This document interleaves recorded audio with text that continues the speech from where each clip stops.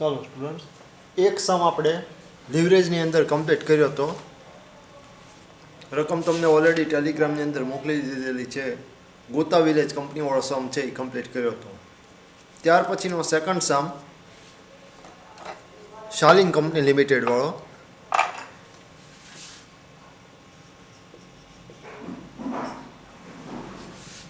Second, Shalim Company Limited wants to establish a plant which requires an initial capital of rupees 5 lakhs.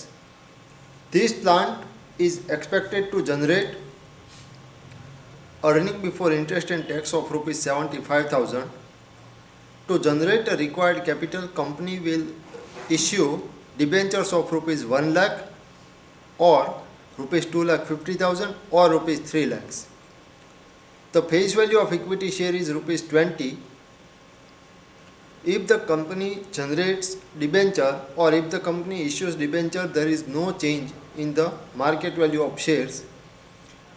The rate of interest on debenture is as under: up to rupees 1 lakh 10%, from 1 lakh to 2 lakhs 12%, and above 2 lakhs 20%. The purpose of the company is to earn maximum earning per share.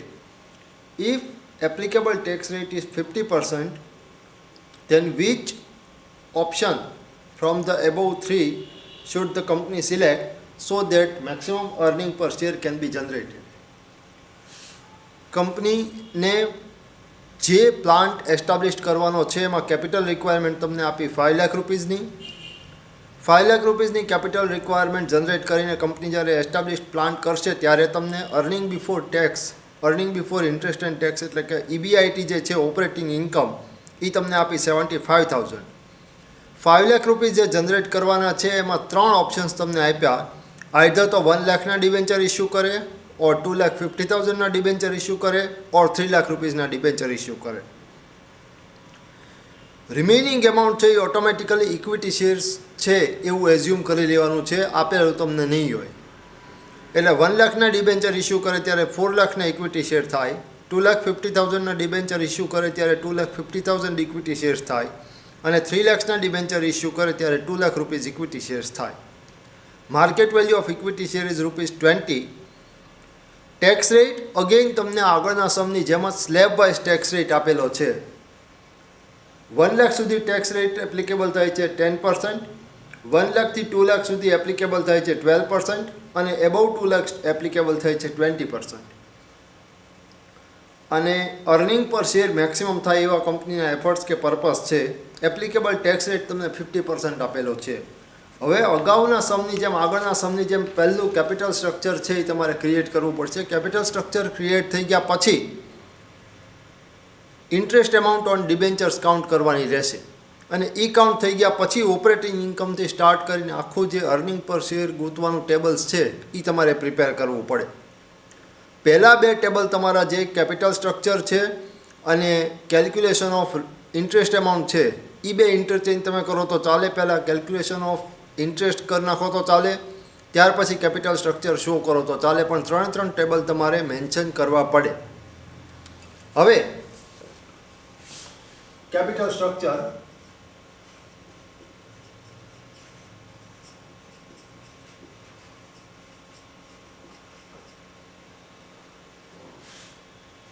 option,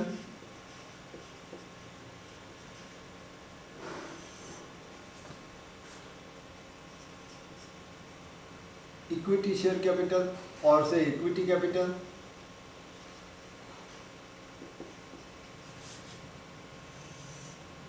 debenture capital,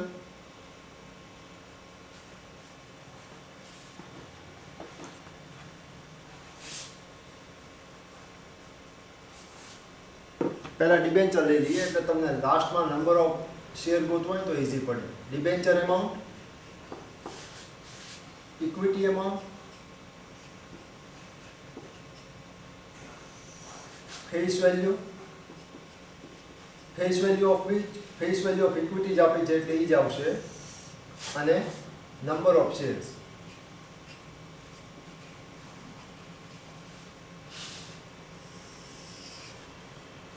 option number ફર્સ્ટની અંદર debenture amount છે એ 1 લાખ છે. Option number 2 માં debenture amount છે એ 2,50,000 છે. અને option number 3 માં debenture amount છે એ 3 લાખ રૂપિયા છે. અને ફેસ વેલ્યુ ત્રણે ઓપ્શન્સની અંદર 20 રૂપિયા જ તમને આપેલી છે. કોઈક વખત ફેસ વેલ્યુ આપેલી હશે, કોઈક વખત માર્કેટ વેલ્યુ આપેલી હશે. માર્કેટ વેલ્યુ આપેલી હોય અને જો ફેસ વેલ્યુ ન આપી હોય તો માર્કેટ વેલ્યુની જગ્યાએ ફેસ વેલ્યુની જગ્યાએ માર્કેટ વેલ્યુ ત્યાં તમારે મૂકીને કાઉન્ટ કરવાનું રહેશે. હવે ટોટલ કેપિટલ તમારી કેટલી છે? ટોટલ કેપિટલ 5 લાખ રૂપિયા છે.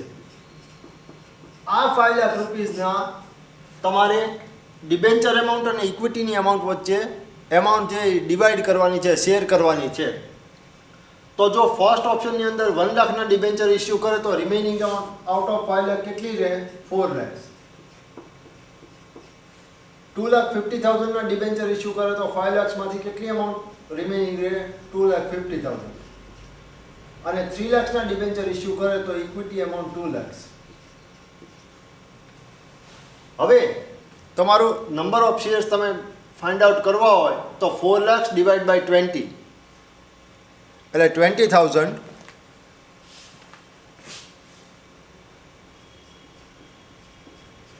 2,50,000 ડિવાઈડ બાય 20 એટલે 12,500 અને 2 લાખ ડિવાઈડ બાય 20 એટલે 10,000.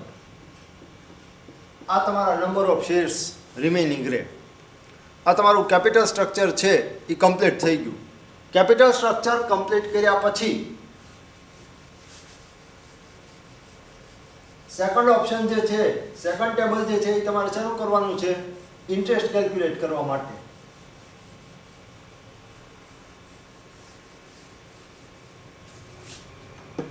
Calculation of interest.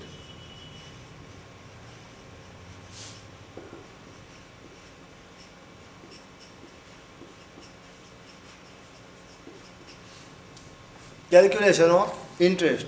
એમાં પણ 3 ઓપ્શન્સ તમને આપેલા છે કેલ્ક્યુલેશન્સ કરવા માટે. 3 અલગ અલગ સ્લેબ આપેલા છે. ધ્યાન રાખજો, ઓપ્શન 3 છે ડિબેન્ચર ઇસ્યુ કરવાના અને 3 ઓપ્શન્સની સામે સ્લેબ પણ 3 આપેલા છે. તમારે ફોકસ શેના ઉપર કરવાનું છે? પહેલાં 3 ઓપ્શન્સ ઉપર કે 3 ઓપ્શન્સમાં કેટલાના ડિબેન્ચર્સ છે એ તમારે ઇસ્યુ કરવાના છે. તો ઓપ્શન 1, ઓપ્શન નંબર 1 માં ડિબેન્ચર્સ કેટલાને ઇસ્યુ થાય છે? 1 લાખ રૂપિયાના. આપણે અગાઉનું જે ટેબલ રાખ્યું હતું એ તમને અહીંયા સાઈડમાં ફરીવાર લખી દઉં. 1 લાખ, 2,50,000 અને 3 લાખ. આ 3 તમારા ઓપ્શન્સ હતા. હવે એમાંથી ફર્સ્ટ ઓપ્શન તમે લ્યો તો 1 લાખના ડિબેન્ચર ઇસ્યુ કરવાના થાય. તો 1 લાખ સુધી ટેક્સ રેટ તમને સ્લેબમાં કેટલો આપેલો છે? Up to ₹1 lakh 10% tax rate આપેલો છે. એટલે 1 લાખ 10% એટલે 10,000. એટલે ફાઇનલ ઇન્ટરેસ્ટની અમાઉન્ટ 10,000 રહે. આ ઓપ્શન નંબર 1 માટે. નાવ ઓપ્શન નંબર 2. ઓપ્શન નંબર 2 માં 2,50,000 રૂપિયાના ડિબેન્ચર ઇસ્યુ કરવાના છે. તો એમાં સ્લેબ તમને કેટલા આપેલા છે? જો અપ ટુ ₹1 લાખ જે છે એ 10% છે એટલે 1 લાખ લઈ લેવા પડે.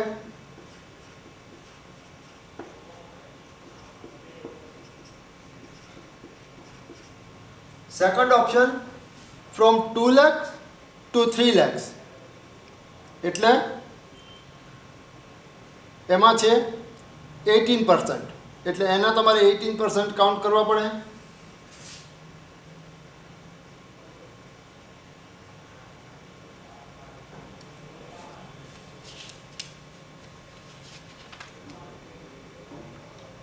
સોરી, મારી બોલવામાં ભૂલ થઈ બેનો. અપ ટુ ₹10 લાખ છે.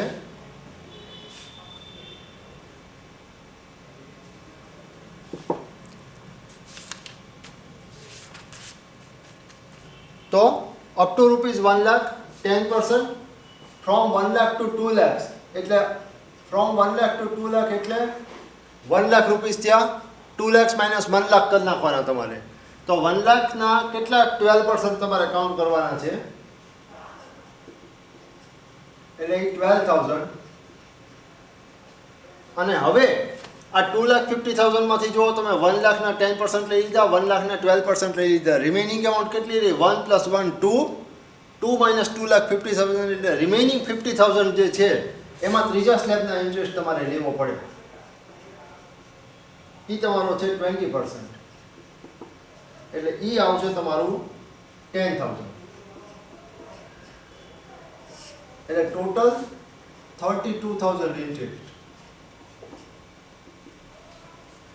ફર્સ્ટ ઓપ્શનની અંદર 10,000 ઇન્ટરેસ્ટ થયું, કારણ કે એક જ હતા, 1 લાખના ડિબેન્ચર ઇસ્યુ કરવાના હતા ને અપ ટુ ₹1 લાખ 10% આપેલું હતું, એટલે ત્યાં 10,000 રૂપીસ ટોટલ ઇન્ટરેસ્ટ તમારું આવ્યું. સેકન્ડ ઓપ્શનમાં ડિબેન્ચર 2,50,000 આપે છે, પણ સ્લેબ તમે જોવા જાઓ તો 2,50,000માંથી ફર્સ્ટ 1 લાખ છે એના ઉપર તમારે 10,000 ગણવાના છે, એટલે 2,50,000માંથી 1 લાખ ત્યાં ઇસ્યુ થઈ ગયા. હવે બાકી કેટલા રહે? 1,50,000. 1,50,000માંથી from 1 lakh to 2 lakh, from 1 lakh એટલે કે above 1 lakh up to ₹2 lakh, એ 12% છે. તો ફ્રોમ 1 લાખ ટુ 2 લાખ એટલે ટોટલ એમાઉન્ટ કેટલી થાય? 1 લાખ જ થાય. તો એના કેટલા છે? 12%, એટલે 12,000 ઇન્ટરેસ્ટ ત્યાં આગળ લીધું. થર્ડ ઓપ્શનની અંદર હવે તમારા 1 લાખ પ્લસ 1 લાખ એટલે 2 લાખ ઇસ્યુ થઈ ગયા. 2,50,000માંથી 2 લાખ ઇસ્યુ થઈ ગયા એટલે 50,000 રહ્યા. 50,000 માટે તમે જે થર્ડ સ્લેબ તમને આપેલો હતો એનું તમે યુટિલાઇઝેશન કરશો. તો થર્ડ સ્લેબની અંદર 3 લાખ એબોવ તમારે હોય, 2 લાખ એબોવ તમારે હોય તો 20% ઇન્ટરેસ્ટ તમારે લેવાનું છે, એટલે રિમેનિંગ જે 50,000 તમારે રહેતા એમાં 20% ઇન્ટરેસ્ટ તમે લીધું એટલે 10,000 થયા. હવે સેકન્ડ ઓપ્શનમાં ટોટલ ઇન્ટરેસ્ટ કેટલું થયું? 10 + 12 + 10 એટલે 32,000. આ રીતે તમારે સ્લેબ વાઇઝ જવાનું છે. નાવ ઓપ્શન નંબર 3. થર્ડ ઓપ્શનમાં શું કરવાનું છે? થર્ડ ઓપ્શનમાં ડિબેન્ચર્સ કેટલાના ઇસ્યુ થાય છે? 3 લાખના. 3 લાખના ડિબેન્ચર ઇસ્યુ કરવા માટે અહીંયા આગળ જુઓ તમે 2,50,000ના હતા તો તમે 3 કેલ્ક્યુલેટ કર્યા હતા, તો 3 સ્લેબ 3 લાખમાં પણ યુટિલાઇઝ કરવા પડે. પહેલાં બે એમ રહેશે 1 લાખ × 10% એટલે 10,000, 1 લાખ × 12% એટલે 12,000. હવે થર્ડ ઓપ્શનની અંદર 1 લાખ ઇસ્યુ થઈ ગયા 3 લાખમાંથી, તો 3 લાખમાંથી 1 લાખ અને 1 લાખ એટલે 2 લાખ તમે ડિડક્ટ કરો તો 1 લાખ રૂપીસ તમારા આવે. એ 1 લાખ રૂપીસ માટે થર્ડ ઓપ્શનમાં તમારે જવાનું 20%માં.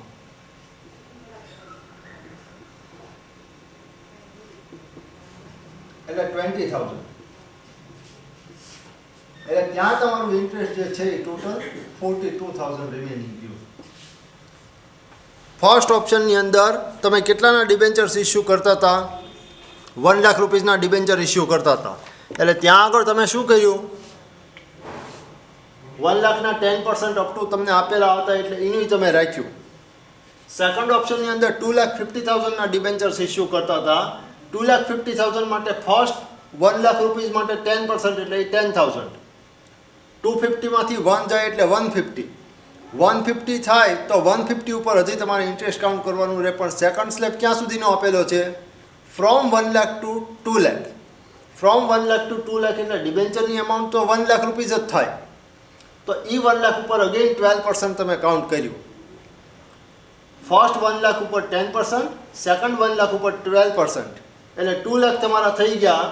આઉટ ઓફ 250 2 લાખ તમે ઇસ્યુ કરી દીધા, એટલે રિમેનિંગ તમારા જે 50,000 રહ્યા એ 50,000 માટે તમારે થર્ડ ઓપ્શનની અંદર થર્ડ સ્લેબની અંદર જવું પડે. એટલે 20% તમારા 50,000 ઉપર કાઉન્ટ કર્યા એટલે 10,000 તમારે રહ્યા. ને એ 10,000 પ્લસ 12,000 પ્લસ 10,000 તમે કરો એટલે 32,000. સેમ વે થર્ડ ઓપ્શનની અંદર થર્ડ ઓપ્શનમાં કેટલાના ડિબેન્ચર્સ ઇસ્યુ કરે છે? 3 લાખના. તો આ 1 લાખ અને 1 લાખનું ઇન્ટરેસ્ટ એઝ ઇટ ઇઝ ઉતાર્યું. તો 1 લાખ પ્લસ 1 લાખ એટલે 2 લાખ. 2 લાખ ને 3 લાખમાં હવે બાકી કેટલા રહે? 1 લાખ. એટલે 1 લાખ ઉપર 20% તમે કાઉન્ટ કર્યું એટલે ત્યાં તમારું ટોટલ ઇન્ટરેસ્ટ જે છે એ 42,000 આવ્યું. આ રીતે ટોટલ ઇન્ટરેસ્ટ જે છે એ તમારે કેલ્ક્યુલેટ કરવાનું આવે. ઓપ્શન્સ લેવામાં ખાસ ધ્યાન રાખજો અને એની સામે સ્લેબ લેવાની અંદર ખાસ છે એ ધ્યાન રાખવાનું રહેશે. બરાબર. સ્લેબ તમને જો આપેલા હોય એ અલગ આપેલા હશે, મે બી કદાચ એક્ઝામમાં 4 સ્લેબ આપેલા હોય અને સામે ઓપ્શન 3 જ હોય, તો ઓપ્શન અને સ્લેબ જે છે એ બંને ભેગું ન કરતા.